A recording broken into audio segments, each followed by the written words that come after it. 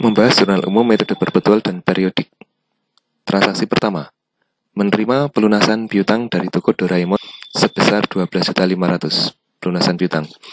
Transaksi ini tidak ada perbedaan pencatatan antara metode perpetual dan periodik. Kas didebit 12.500.000 dan piutang usaha dikredit 12.500.000 rupiah. Transaksi berikutnya, membeli barang dagang secara kredit senilai 65 juta dari PT Merdeka. Di sini ada kredit, maka akan menambah utang. Di sini ada perbedaan antara metode perpetual dan metode periodik pada pencatatan pembelian barang dagang. Pada metode perpetual, persediaan barang dagang dicatat dalam akun persediaan barang dagang di debit 65 juta, sedangkan pada metode periodik, pembelian barang dagang dicatat dengan akun pembelian sebesar 65 juta. Kemudian, pembelian penambahan utang, baik metode perpetual dan periodik sama, akan dicatat di utang usaha sebesar 65 juta di sisi kredit. Transaksi berikutnya, membayar beban perbaikan kendaraan sebesar 3.200.000 secara tunai. Tidak ada perbedaan pencatatan antara metode perpetual dan metode periodik. Beban kendaraan di debit sebesar 3.200.500 dan kas dicatat sebesar 3.200.000. Sama. Tidak ada perbedaan pencatatan. Transaksi berikutnya, menjual barang dagang yang memiliki HPP sebesar 84 juta dengan harga 95 juta tunai dengan potongan tunai 2 juta. Mari kita lihat, di sini ada penjualan 95 juta. Kemudian ada potongan senilai 2 juta, maka kas yang akan diterima sebesar 93 juta. Mari kita catat dengan metode perpetual. Kas dicatat 93 juta di debit, potongan penjualan dicatat di debit mengurangi kas senilai 2 juta, penjualan dicatat di sisi kredit sebesar 95 juta. Nah, dalam metode perpetual, HPP atau biayanya, HPP itu merupakan biaya, maka HPP dicatat di debit bertambah nih 84 juta dan persediaan dagang berkurang dicatat di kredit 84 juta. Apa yang membedakan dalam metode periodik antara kas, potongan penjualan dan penjualan sama dengan metode perpetual dalam pencatatannya, cuma tidak mencantumkan HPP. Tidak ada pencatatan HPP di tanggal 6. Kita lanjutkan ke transaksi berikutnya. Membeli barang dagangan secara tunai seharga 50 juta dengan potongan 2.500.000. Nah, di sini ada pembelian senilai 50 juta, kemudian ada potongan pembelian senilai 2.500.000 dan kas yang harus dikeluarkan karena dilakukan secara tunai, maka kas yang dikeluarkan sebesar 47.500.000. Nah, dalam metode perpetual, pembelian barang dagang seperti yang sudah diutarakan akan dicatat di akun persediaan barang dagang senilai 50 juta, kemudian kas akan dicatat sebesar 47.500.000 dan potongan pembelian dicatat di sisi kredit pula di 2.500.000.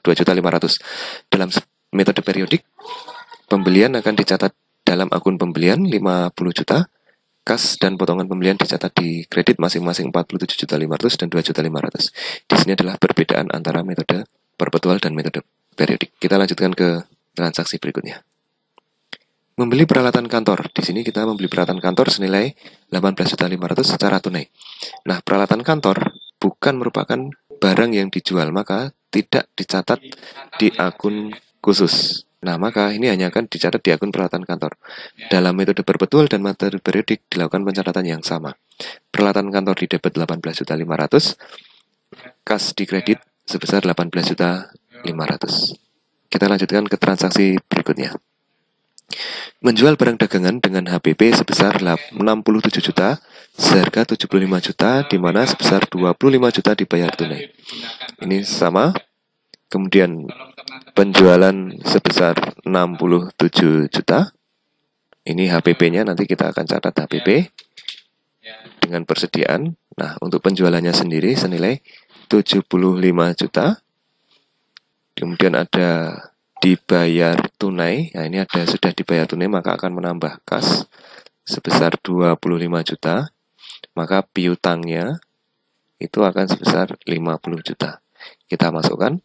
Kas ini bertambah di debit 25 juta, kemudian ada piutangnya tadi, piutang usaha 50 juta, dan penjualan sebesar 75 juta. Penjualan bertambah, ini akan menjadi pendapatan perusahaan 75 juta bertambah. Nah, dalam metode perpetual akan dicatat HPP. HPP biayanya akan bertambah ini sebesar 67 juta dan persediaan barang dagang akan berkurang sebesar 67 juta. Dalam metode periodik sama, untuk kas di debit 25 juta, piutang di debit 50 juta dan penjualan di kredit 75 juta, tidak mencatat HPP. Nah, mari kita lanjutkan ke periode transaksi berikutnya. Membeli peralatan kantor, meja kursi secara kredit seharga 15 juta. Tidak ada perbedaan antara metode perpetual dan metode periodik. Peralatan kantor dicatat di debit 15 juta, utang usaha di kredit 15 juta. Nah, ini karena dilakukan secara kredit. Transaksi berikutnya. Membeli perlengkapan kantor secara tunai seharga 6 juta rupiah. Di sini yang dibeli adalah perlengkapan kantor, bukan barang dagangan. Untuk itu, pencatatan perpetual dan periodik sama. Perlengkapan kantor di debit 6 juta, karena secara tunai maka kas itu akan dikredit sebesar 6 juta rupiah. Transaksi berikutnya. Membeli barang dagang secara kredit dari PT Merdeka seharga 45 juta. Ya, di sini adalah yang dibeli adalah barang dagangan, maka akan ada perbedaan pencatatan barang dagangan. Metode perpetual dicatat dengan persediaan barang dagang sebesar 45 juta, dengan metode periodik akan dicatat dengan akun pembelian senilai 45 juta.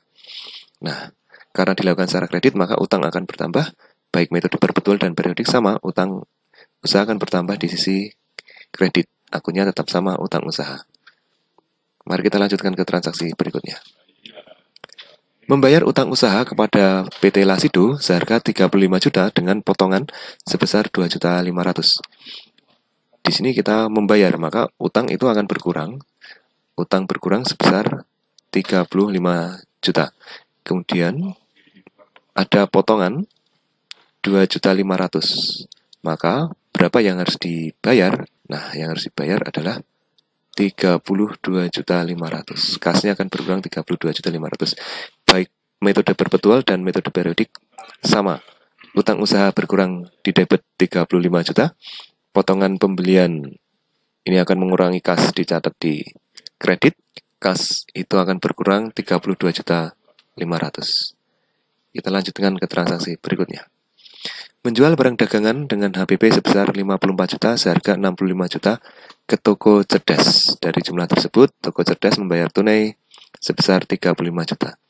Nah, di sini nanti ada HPP sebesar 54 juta, kemudian ada penjualan senilai 65 juta. Dibayar tunai, berarti kas keluar, ini nanti kas minus sebesar 35 juta. Kemudian ada potongan tunai. Oh, ini maaf, ini kasnya bertambah, nanti kita tambah.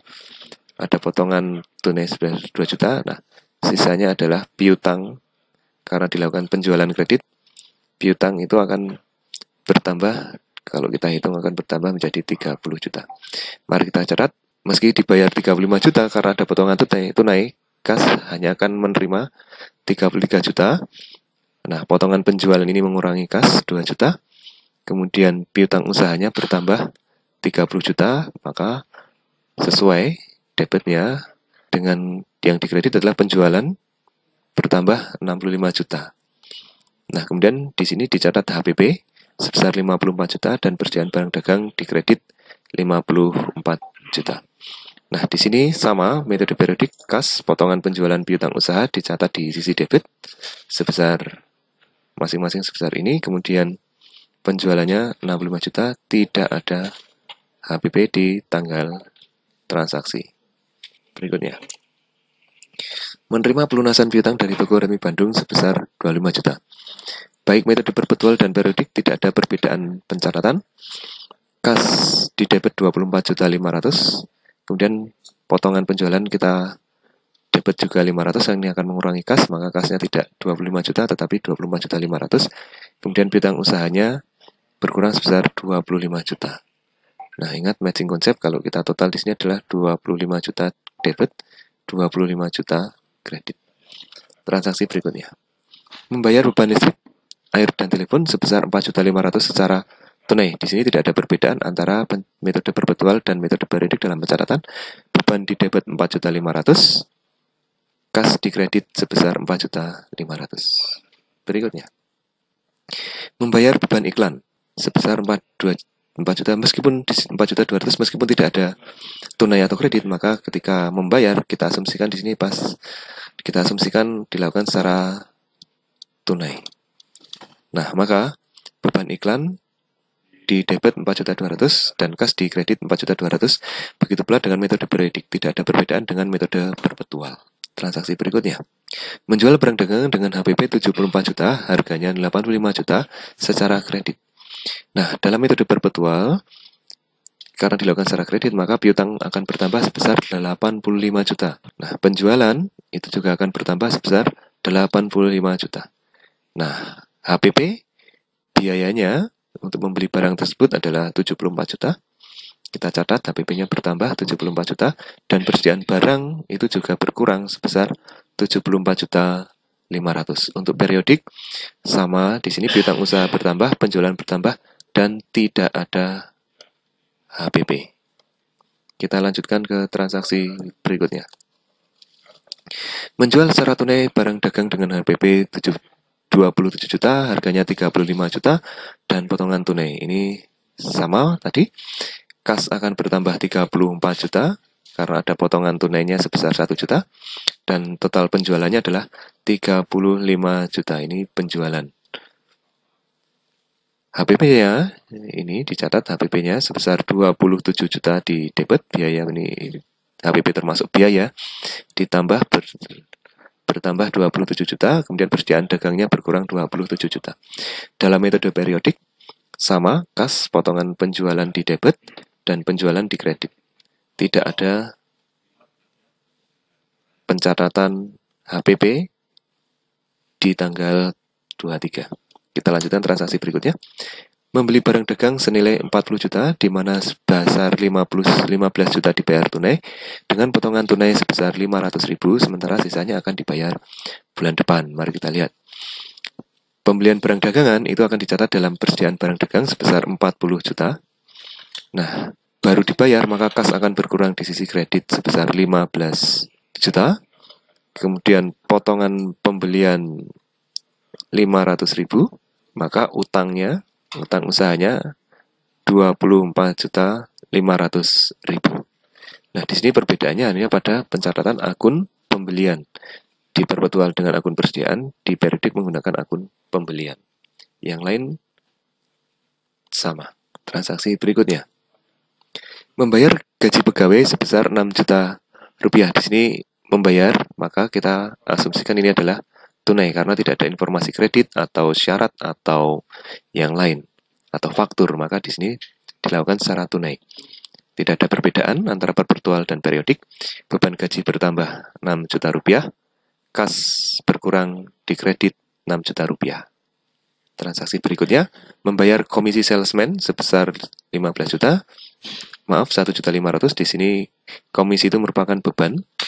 Nah, tidak ada informasi yang lain, maka ini tunai. Kalau tunai akan mengurangi kas, baik perpetual dan periodik, tidak ada perbedaan pencatatan.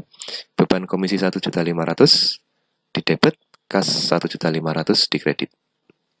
Membayar dividen sebesar 35 juta. Di sini juga sama, dividen itu merupakan beban, maka di sini dividen akan dicatat di debit dan kas dicatat di kredit 35 juta. Baik perpetual dan periodik, tidak ada perbedaan pencatatan.